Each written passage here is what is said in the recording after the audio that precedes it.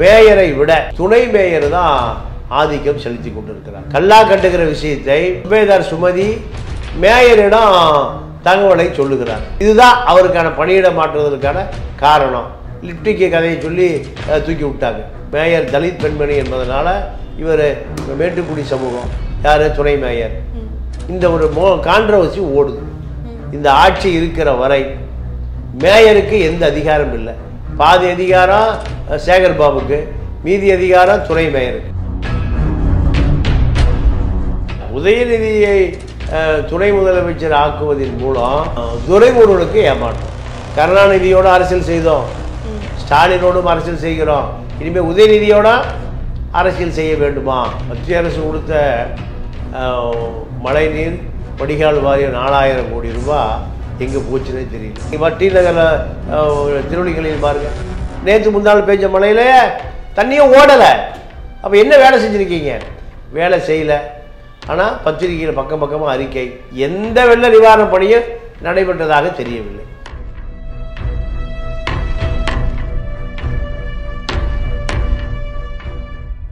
தமிழ்மிட் நேயர்களுக்கு வணக்கம். இன்றைய நேர்காணலின் சிறப்பு விருந்தினர் மூத்த பத்திரிகையாளர் திரு தமிழா பாண்டியன் ஐயா அவர்கள். வணக்கம் ஐயா. வணக்கம். இப்போ ஏற்கனவே முதல்வர் அவர்கள் சொல்லியிருந்தாங்க மாற்றம் இருக்கும் ஏமாற்றம் இருக்காதுன்னு சொல்லிட்டு. இப்போ உதயநிதி ஸ்டாலின் அவர்களே துணை முதல்வராக ஆக்குவதனால யாருக்கு ஏமாற்றம் யாருக்கு மாற்றம் ஐயா? இல்லை, உதயநிதியை துணை முதலமைச்சர் ஆக்குவதன் மூலம் துரைமுருகனுக்கு ஏமாற்றம். ஏன்னா துரைமுருகனுடைய அமைச்சரவையும் உதயநிதி கட்டுப்பாட்டுக்கு போயிடும். சிறு வயது குழந்தையாக தூக்கி வளர்த்தவர் துரைமுருகன். துரைமுருகன் வயசு இப்போ 77, உதயநிதி வயசு 49 50, 27 வயசு வித்தியாசம். அப்போ 27 வயது குறைந்த ஒருவர் நமக்கு தலைமை தாங்குவதா?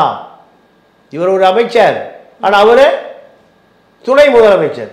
துணை முதலமைச்சருடைய கட்டுப்பாட்டில் துறை அமைச்சர்கள் பூரா வருவாங்க. அப்போ இதை தடுத்து நிறுத்துவது யாருன்னா துரைமுருகன் தான். துரைமுருகனுக்கு என்ன காரணம்னா, கருணாநிதியோடு அரசியல் செய்தோம், ஸ்டாலினோடும் அரசியல் செய்கிறோம், இனிமேல் உதயநிதியோட அரசியல் செய்ய வேண்டுமா? அவருடைய கட்டளைக்கு கீழ்ப்படியணுமா? இதுதான் அவருக்கு தான் ஏமாற்றம். அவரை துணை முதலமைச்சராக போட்டிருந்தால் அவருக்கு மாற்றம். இப்போ போடாதனுடைய விளைவு மாற்றம். இப்போ இந்த மழைக்காலம் கொஞ்சம் கொஞ்சமாக இப்போ மழை பெய்ய ஆரம்பிச்சிட்டு இருக்கு. ஸோ நாங்கள் மழைநீர் வடிகால் பணிகள்லாம் ரொம்ப சீரும் சிறப்புமாக செஞ்சுட்டு இருக்கோம் அப்படிங்கிற மாதிரியான விஷயங்களை சொல்கிறாங்க.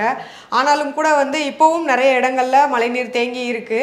ஆனால் நைட்டு தேங்கி இருக்கு, பகலில் பார்த்தீங்களா விடிஞ்சா எல்லாமே வழிஞ்சிருது அப்படிங்கிற மாதிரியான விஷயங்களை பேசுகிறாங்க. ஆனால் மழை பெஞ்சாலே அந்த இடத்துல நீர் தேங்குது அப்படிங்கிறதே ஏங்க திமுக அரசுலேருந்து யாருமே பேச மாட்டேங்கிறாங்க.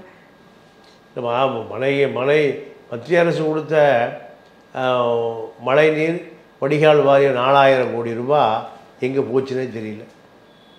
நீங்கள் கடந்த வெள்ளம் வந்த பொழுது சென்னையே வெள்ளத்தில் மூழ்கியது. அதிகாரிகளே வெள்ளத்தில் மூழ்கினார்கள். அப்போ யார் பார்ப்பா? பணியாளர்கள் வெள்ளத்தில் மூழ்கிட்டான், அமைச்சர் வெள்ளம், எல்லாம் வெள்ளம். 4000 கோடி ரூபாய் உள்ளாட்சித்துறைக்கு ஒதுக்கப்பட்ட மத்திய அரசு போன எங்கேன்னு நிர்மலா சீதாராமனே கேட்குதே. 4000 கோடி எங்கே போச்சு? அது காவேரி ஆஸ்பத்திரியாக மாறி போச்சா? இல்லை வேறு எங்கேயாவது ஜி ஸ்கொயராக மாறி போச்சா? 2000 கோடி ஜி ஸ்கொயர், 2000 கோடி காவேரி ஆஸ்பத்திரியாக மாறி போச்சு. காவிரி ஆஸ்பத்திரி ஜி ஸ்கொயர் தான் மழைநீர் வடிகால் வாரியமாக மழை வெள்ளம் வருகிற பொழுது மாறும். ஏன்னா ஜி ஸ்கொயரில் போய் இடம் வாங்கிக்கலாம், மீதி பேர் கொசுக்கடி வந்துன்னா போய் காவிரி ஆஸ்பத்திரி படுத்துக்கலாம். அந்த 4000 கோடி ரூபா மழைநீர் வடிகால் வாரிய மத்திய அரசாங்கத்துடைய பணம் எங்கே மழையோட மழையை அடிச்சுட்டு போயிடுச்சா? இப்படி தான். ஆக எந்த வேலைகளும் நடக்கவில்லை. எல்லாமே ஊழல் லஞ்சம். மக்கள் கடுமையான கோபத்தில் இருக்கான். இதனுடைய விளைவு எடப்பாடி கூட்டணியே இல்லாமல் முதலமைச்சர் ஆவார். அவரு பல லட்சம் கோடி திருடணும்ல. இப்படி தான் தமிழ்நாடு அரசியல் இருக்கு. போன டிசம்பருக்கே வந்து வெள்ளம் வந்தப்போ மக்கள் எவ்வளோ வந்து கஷ்டப்பட்டாங்க அப்படிங்கிறது தெரியும். டிசம்பருக்கு இன்னும் ஒரு சில மாதங்கள் இருக்குது. அப்படிங்கிறப்போ இப்போவே வந்து லேசாக மழை பெஞ்சாலே தண்ணி தேங்குற விஷயங்களை வந்து பார்க்க முடியுது. அப்படிங்கிறப்போ வந்து இந்த தடவையாவது வந்து அப்போ அந்த மழைநீர் வடிகால் பணிகளை வந்து சரிவர செய்வாங்களா அப்படிங்கிற ஒரு கேள்வி வந்து திமுக அரசு மேலே வைக்கிறாங்கல்ல. திமுக அரசை பொறுத்தவரை நீங்கள் வளமையாக பல அரசுகள் செய்கிற லஞ்ச லாவணிய ஊழல் தான் திமுக அரசு செய்யுது. போன டிசம்பர் மாதம் நடந்த அந்த வெள்ள பாதிப்பில் திமுக அரசு முடிந்து ஒரு வாரம் கழித்து தான் சகஜ நிலைக்கே வந்தது. அதுவரை எந்த வெள்ள வடிநீர் வடிகால் வாரியம் எந்த பணியும் செய்யவில்லை. 3 நாள் ஆச்சு அதிகாரிகள் களத்துக்கு வர்றதுக்கும் பணியாளர்கள் களத்துக்கு வருவதற்கும். அதே நிலை இப்போ நீடிக்குது. எந்த பணியும் செய்ததாக தெரியல. அறிக்கை வேணால் வருது, அறிக்கை மீது அறிக்கை வருதே தவிர இது ஒரு இந்தியாவிலே 3வது பெரிய கார்ப்பரேட் சிட்டி. இந்த இவ்வளோ பெரிய பாதுகாப்பாக இருக்க வேண்டிய நகரம் பாதுகாப்பு குறைபாடுகள். நீங்கள் டி நகரில் திருவள்ளிகளில் பாருங்கள், நேற்று முன்னாள் பெஞ்ச மழையிலே தண்ணியும் ஓடலை. அப்போ என்ன வேலை செஞ்சுருக்கீங்க? வேலை செய்யலை. ஆனால் பத்திரிகையில் பக்கம் பக்கமாக அறிக்கை. உள்ளாட்சித்துறை அமைச்சர் நேரு நீங்கள் நிறைய செய்திகளை சொல்லுவார். ஆனால் வருகிற பணத்தை காவேரி ஆஸ்பத்திரிக்கு பாதி, மீதி ஜி ஸ்கொயருக்கு பாதி பிரிந்து போனதா அப்படின்னு நம்ம தான் கேட்டு தெரிந்து கொள்ள வேண்டும். காரணம், எந்த வெள்ள நிவாரண பணியும் நடைபெற்றதாக தெரியவில்லை. இங்கே இது மாதிரியான விஷயங்கள் போயிட்டுருக்கப்போ இன்னொரு விஷயம் கேள்விப்பட்டிருப்பீங்க. மாநகராட்சி மேயர் பிரியா அவங்க தொடர்பான அந்த விஷயத்தையும் கேள்விப்பட்டிருப்பீங்க. தபேதார் மாதவி அவங்க வந்து பணியிட மாற்றம் செய்யப்பட்டது. அது குறித்து உங்களுடைய கருத்துக்கள்? ஆமாம், அது அருமையான கேள்வி. மேயருக்கும் துணை மேயருக்கும் மிகப்பெரிய சண்டை ஓடிக்கொண்டிருக்கு. மேயருடைய கவனத்திற்கே போகாமல் துணை மேயரை அனைத்து கான்ட்ராக்டுகளிலும் அனைத்து குடிநீர் வடிகால் வாரியம் மாநகராட்சி அனைத்து விஷயங்களிலும் மேயரை விட துணை மேயர் தான் ஆதிக்கம் செலுத்தி கொண்டிருக்கிறார். இந்த ஆதிக்கம் செலுத்துவதை, துணை மேயருடைய ஆதிக்கத்தை நீங்கள் தகவல் அறிந்து அந்த சுபேதார் வெளியில் தகவல்களை கசிய விடுகிறார். நீங்கள் எந்த கோப்பு எங்கே இருக்கிறது, எந்த கோப்பு மேயரிடம் செல்லவில்லை, நகராட்சி அதிகாரிகளே மேயருக்கு கோப்பு போகாமல் மறைக்கிறார்கள். துணை மேயரை அத்தனையும் கமிஷனருக்கு ஆலோசனை சொல்லுகிறார். ஆணையாளர் துணை மேயர் சொல்லுவதை கேட்கிறார். மேயரை யாரும் மதிப்பதில்லை. மேயர் தலித் பெண்மணி என்பதனால இவர் மேட்டுக்குடி சமூகம், யார் துணை மேயர். இந்த ஒரு கான்ட்ரவர்சி ஓடுது. மேட்டுக்குடி சமூகத்தை சேர்ந்தவர் மேயரான தலித் பெண்மணியினுடைய எந்த உத்தரவையும் மதிப்பதில்லை. அதிகாரிகளை கையில் வைத்து கொண்டு கல்லா கட்டுவதிலே கவனமாக இருக்கார் யார் துணை மேயர். இப்போ இதை இந்த கல்லா கட்டுகிற விஷயத்தை சுபேதார் சுமதி மேயரிடம் தகவலை சொல்லுகிறார். இதுதான் அவருக்கான பணியிட மாற்றுவதற்கான காரணம். லிப்டிக்கு கதையை சொல்லி தூக்கி விட்டாங்க. உண்மை அதுவல்ல. மேயருக்கு தெரியாமல் நகராட்சியில், சென்னை மாநகராட்சியில் பல வேலைகள், பல கான்ட்ராக்டுகள், பல ஒப்பந்தங்கள் துணை மேயர் வழியாக செல்லுகிறது. இதுக்கு கமிஷனரும் உடந்தை.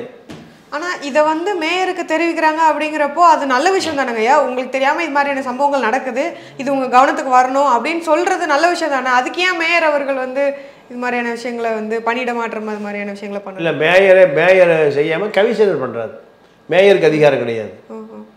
சுபேதாரை மாற்றுவதற்கான அதிகாரம் யாருக்கு இருக்குது? கமிஷனருக்கு. மாநகராட்சி ஆணையாளர் அவர் தான் செய்கிறார். ஏன்னா ஆணையாளரும் துணை மேயரும் ஒன்றுக்குள்ள ஒன்று. இதில் மேயர் தான் தனித்து விடப்பட்டிருக்கிறார். மேயருக்கு தெரியாமலே மாநகராட்சியில் பல ஒப்பந்தங்கள், பல டெண்டர்கள் வெளிநபருக்கு கொடுக்கப்படுகிறது. இதற்கு துணை மேயரும் மாநகராட்சி கமிஷனரும் உடந்தை. இதை மேயரை எதிர்க்க ஆரம்பித்ததனுடைய விளைவு அவருடைய சுபேதார் மாற்றப்படுகிறார். இது தொடர்ந்து கொண்டு தான் இருக்கும். இந்த ஆட்சி இருக்கிற வரை மேயருக்கு எந்த அதிகாரம் இல்லை. பாதி அதிகாரம் சேகர் பாபுக்கு, மீதி அதிகாரம் துணை மேயருக்கு. மீதி கொஞ்சம் இருந்துன்னா அதை மாநகராட்சி ஆணையர் எடுத்துக்கொள்கிறார். அப்போ மாநகராட்சி மேயருக்கு என்ன அதிகாரம்? எந்த அதிகாரம் இல்லாத ஒரு மேயராக பவனி வருகிறார். இதுதான் அவர் வெளியும் சொல்ல முடியல, உள்ளேயும் சொல்ல முடியல. பல கான்ட்ராக்டுகள், ஒப்பந்தங்கள் துணை மேயர் வழியாக பொட்டிகள் இடமாறுகிறது, ஆணையாளர் பிரித்து கொள்கிறார். இப்படி தான் இருக்குது. இதை யார் விசாரிப்பது? நேருவுக்கு யார் வேணும்? துணை மேயர் தான் வேணும், ஆணையாளர் தான் வேணும். மேயர் தேவையில்லை. மேயர் சேகர் பாபுவுடைய ஆதரவாளர், துணை மேயர் நகராட்சி அமைச்சருடைய ஆதரவாளர். இப்படி அங்கே ஒரு ஈகோ யுத்தம் ஓடிட்டுருக்கு. சேகர் பாபு பெரியவரா, நேரு பெரியவரா? அப்போ அவங்க ரெண்டு பேருக்குள்ள இருக்கிற பிரச்சனையில இவங்களை வந்து பலியாட. அதுதான் எப்பவுமே எஸ்பி பணம் வாங்குவார், ஏட்டையாக மாட்டிக்குவார். ஏன்? எஸ்பி பணம் வருதுப்பா, அந்த பையில் பெட்டி வரும், அதை வாங்கி என் காரில் வைங்குவார்.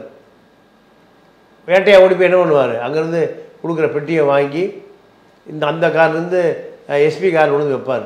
விஜிலன்ஸ் பிடிச்சிக்குவோம். அப்போ யார் சஸ்பெண்ட் ஆகுது? யார்? ஏட்டையா. இதே கதை தான். மேயருடைய கட்டுப்பாட்டில் மாநகராட்சி இல்லை. துணை மேயரும் ஆணையாளரும் செய்கிறது தான் அங்கே சட்டம். ஆணையாளருக்கும்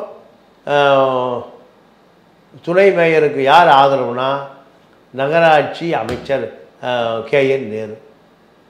இதை யார் தட்டி கேட்க முடியும்?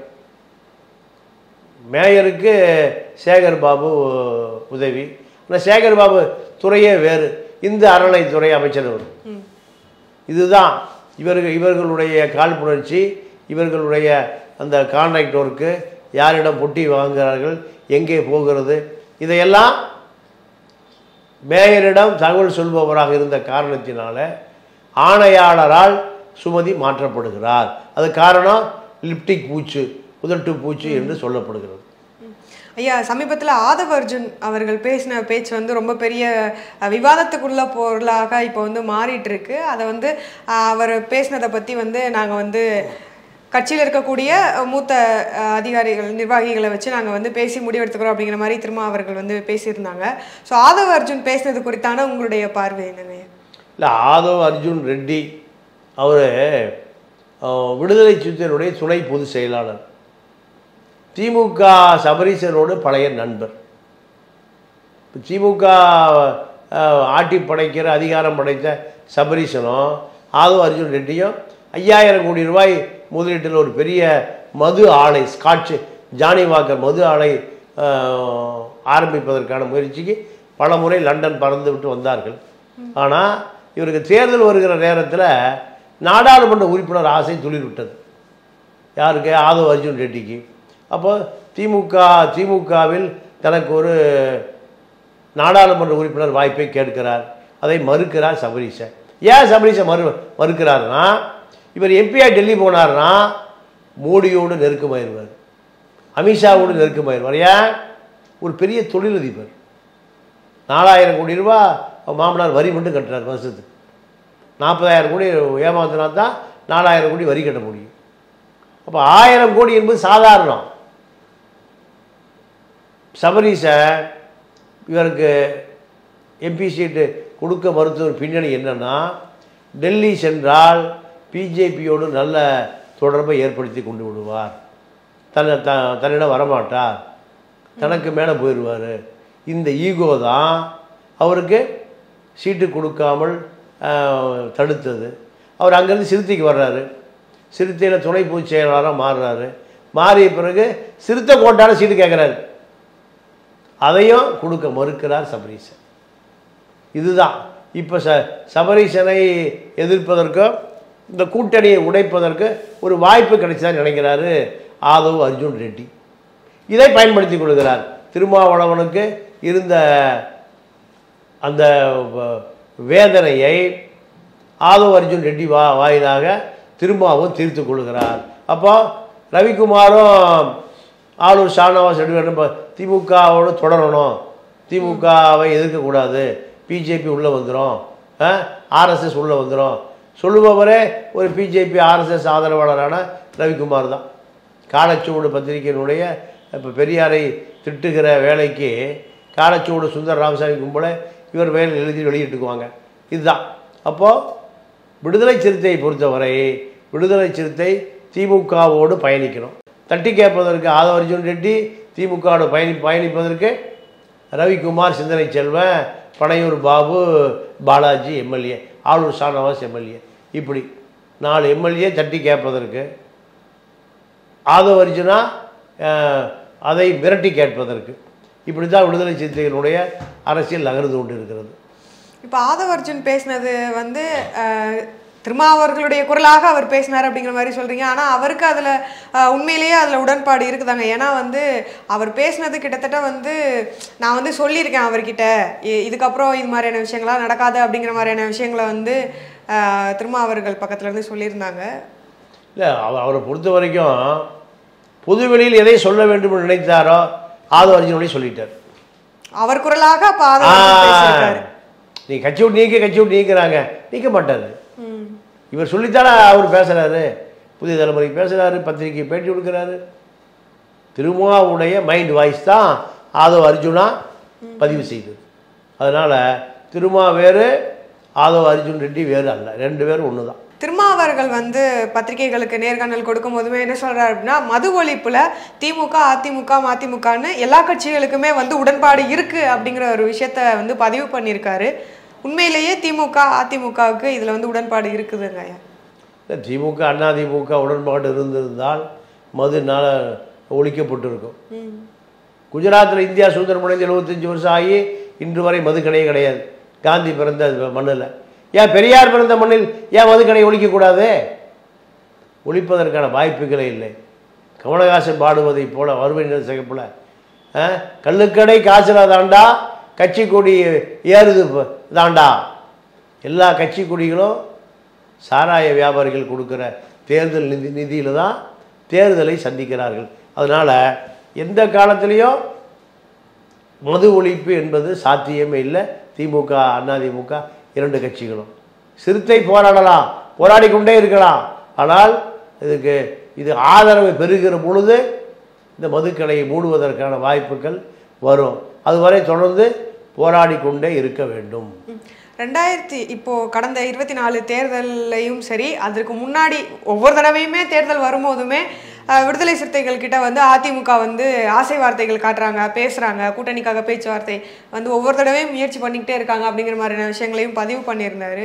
இது குறித்து இல்லை, கட்சினா இப்போ பல கூட்டணிகள் மாறத்தான் செய்யும். திமுக கூட்டணியில் பல நேடல்கள், பல ஊட்டல்கள். அப்போ அவர் அதிமுக கூட்டணியை தேர்ந்தெடுப்பது தவறில்லை. அதிமுக கூட்டணியில் 10 சீட்டு கொடுப்பதற்கு தயாராக இருக்கிறார்கள். தேர்தல் செலவுக்கு 100 கோடி ரூபா கொடுப்பதற்கு தயாராக இருக்கிறாங்க. திமுகவை பொறுத்தவரை திமுக விடுதலை சிறுத்தைகள் கட்சியை ஒரு தோழமை கட்சி என்று கருதுவதே இல்லை. தோழமை கட்சிகளெல்லாம் ஆட்சி அதிகாரத்தில் நடக்கிற பல முறைகேடுகளை சுட்டி காண்பிப்பவர்கள் தான் எதிர்கட்சிகள். ஆனால் திமுக கூட்டணியில் இருக்கக்கூடிய எதிர்கட்சிகளுக்கு சுட்டி காட்டக்கூடிய எந்த தகுதியும் இல்லை. ஏன்னா கூட்டணிக்கு தர்மம் என்பது ஆளுங்கட்சி செய்கிறதை கடந்து போய்விட வேண்டும். அதை திரும்ப செய்ய மறுக்கிறார். அதுதான் இப்போ 2 பேருக்குமான சர்ச்சை. இப்போ ஆதவ் அர்ஜுன் அவர்கள் சொன்ன மாதிரி விசிகா வந்து கூட்டணியில் இருக்கிறதுனால தான் திமுக இந்தந்த மாவட்டங்கள் எல்லாம் வந்து ஜெயிச்சது அப்படிங்கிற மாதிரியான விஷயங்களை சொன்னார். உண்மையிலேயே அந்த இடத்துல விசிகாவினுடைய துணையோடு தான் திமுக ஜெயிச்சதா, இல்லை திமுக தனியாக இருந்திருந்தாலும் விசிகாவுடைய துணை இல்லாமல் ஜெயித்திருக்க முடியுமாங்க? இல்லை, வட மாவட்டங்களில் விசிகானுடைய கோட்டை.